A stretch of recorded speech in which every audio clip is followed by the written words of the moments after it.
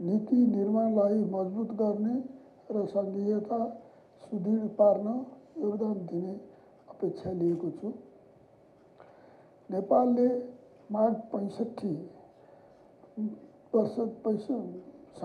नेपालले सङ्घमा ६५ वर्षदेखि र प्रदेशमा 7 वर्षदेखि मात्रै संसदीय अभ्यास गर्दै आएको छ।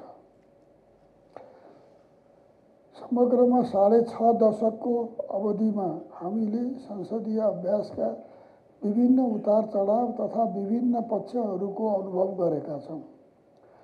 सङ्घीयता, सुशासन, पारदर्शिता र विधिको शासनलाई सुदृढ बनाउन, सरकारलाई जिम्मेवार र जनताप्रति उत्तरदायी बनाउन संसदको भूमिका अझ प्रभावकारी बनाउने दायित्व अहिले तपाईहरूको काँधमा छ।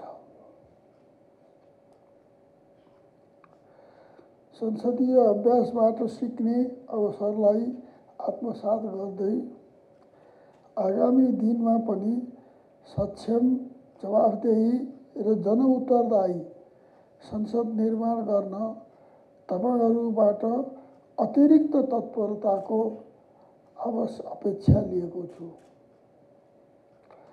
कतिपय महत्त्वपूर्ण कानुनहरू बन्न नसकेको र संसदमा जनताका जल्दाबल्दा समस्याहरूमा छलफल हुनुपर्ने जति हुन नसकेको भनेर गुनासो आइरहेको सन्दर्भमा संसदको नेतृत्वकर्ताका हैसियतले यो अवस्थालाई हटाएर संसदलाई सार्वभौम जनताको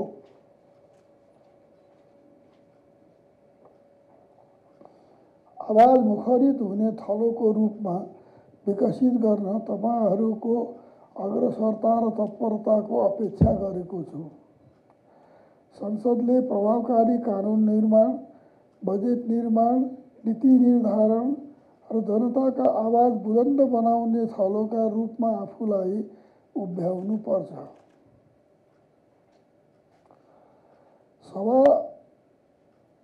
सभाहरूले समावेशी, दीर्घकालीन र विकास मैत्री कानुनी संरचनाहरूको निर्माण गर्न तथा प्रभावकारी संसदीय निगरानीको प्रक्रिया अपनाउनु पर्दछ।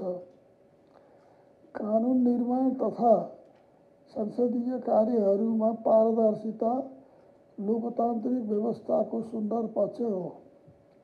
अतः संसदको भूमिकालाई अझै मजबुत बनाउँदै सङ्घीयताको सफल कार्यान्वयनका लागि तपाईहरूबीच सहकार्य अपेक्षित छ। संसदले परम्परागत विधिहरूमा मात्र सीमित नभई समसामयिक चुनौतीहरूको सामना गर्न नीतिगत सुधार, समन्वय र नवीन समाधान अपनाउनु पर्ने देखिन्छ। संसदीय सहकार्यबाट साझा समस्या हल गर्न सकिन्छ भन्ने बिर्सन मिल्दैन। अन्तमा प्रभावकारी संसदको निर्माण गर्न तपाईहरूले खेल्नुभएको भूमिकाको पुनः स्मरण गर्दै अन्तर्व्यवस्थापिका मञ्चले नेपालको संसदीय प्रणालीलाई अझ सुदृढ र सक्षम बनाउने दिशामा ठोस काम गरोस् भन्ने शुभेच्छा प्रकट गर्दछु। जय नेपाल।